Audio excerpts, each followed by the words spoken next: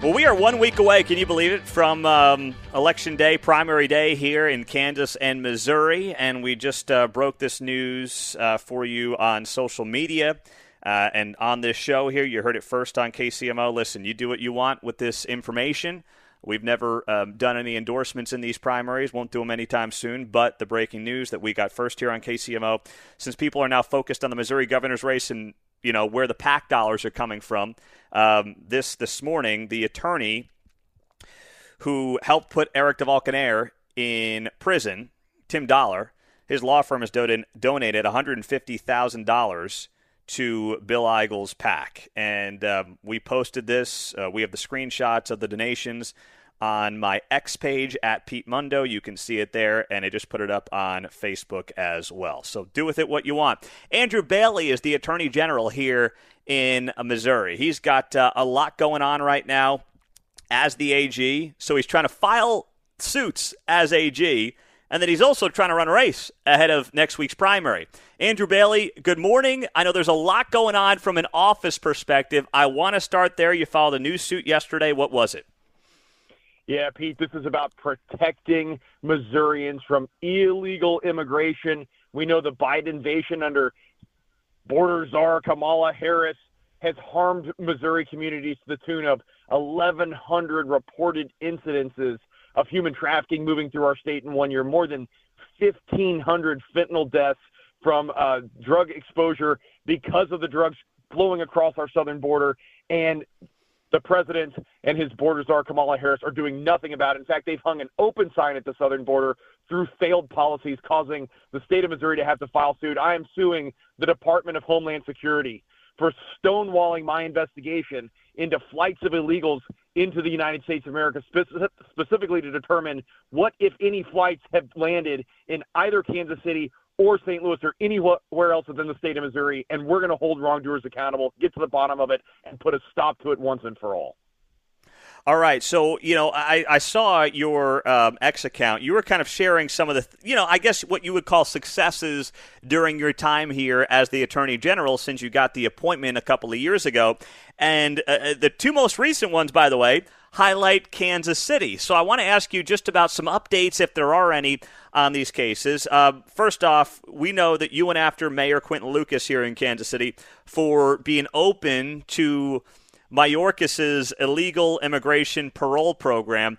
I don't know, and we haven't gotten any information from the mayor's office on what has come of that since he's been open to welcoming illegal immigrants from Denver and New York. Where is your case at on that front? Well, we sent a cease and desist letter, and we have every reason to believe the mayor has backed down on that. But I'll tell you, this lawsuit into DHS will uncover whether there have been any clandestine movements of illegal aliens into Kansas City. And again, we'll put a stop to it. There is a law on the books in the state of Missouri that prohibits cities from becoming sanctuary cities for criminal aliens. And there's another law on the books that makes it illegal to transport criminal aliens into or through the state of Missouri. And we're going to enforce those laws and prosecute wrongdoers. All right. Now, what about the Harrison Butker doxing? I know that the employee here in Kansas City who did the doxing of Harrison Butker after his speech to Benedictine College got fired or was let go or resigned. I don't know what the official term would be, but they're not with the office anymore.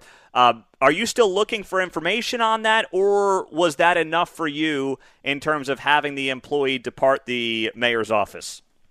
No, we are still fighting to obtain transparency on that issue, and we'll continue to pursue that because at the end of the day, we need assurances from the city that they're not going to retaliate in violation of the Missouri Human Rights Act against individuals who express their religious beliefs. I mean, that's what Harrison Butker did. He was a Christian who expressed Christian faith, and the city hated him for that. And the city punished him, retaliated him by doxing him on their official City X account. That is in violation of the Missouri Human Rights Act. We're continuing to dig and look at that issue. And again, the city owes the public transparency on that, and we're going to provide it even if they won't.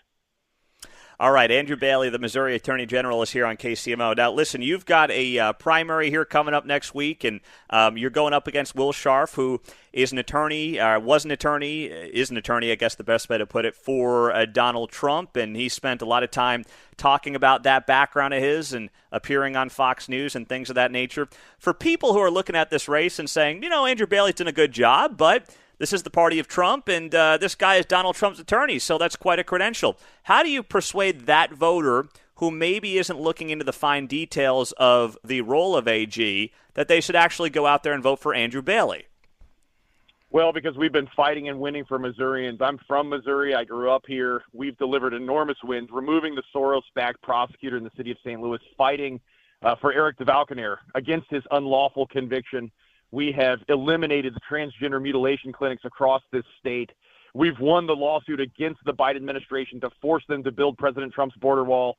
And I'm proud to tell you that when I was at the Republican National Convention a few weeks ago, I had the opportunity to meet with President Trump. And people in Washington, D.C. and across the nation are noticing the work we're doing fighting and winning for Missourians. Our tweet yesterday about our lawsuit against DHS, against President Biden and Kamala Harris, the so-called border czar, for their failure to secure our southern border, has received more than 32 million views. That's how much Missouri is on the map, and we're catching people's attention. We've been fighting and winning. So I think that the record speaks for itself.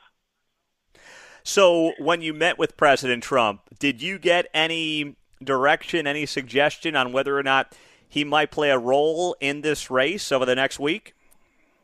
No, look, I mean, we had a great conversation, but at the end of the day, he's got big stuff going on. He's trying to fight and win for the entire country, the entire nation. And look, they just pulled a bait and switch on him. They switched out the presidential candidate. Now he's got a just fire, which he will absolutely do, and be able to take on Kamala Harris, and she'll have to own President Biden's failed policies. And certainly I'm confident that President Trump and J.D. Vance will articulate how poorly Kamala Harris has done in her role both as vice president and as border czar.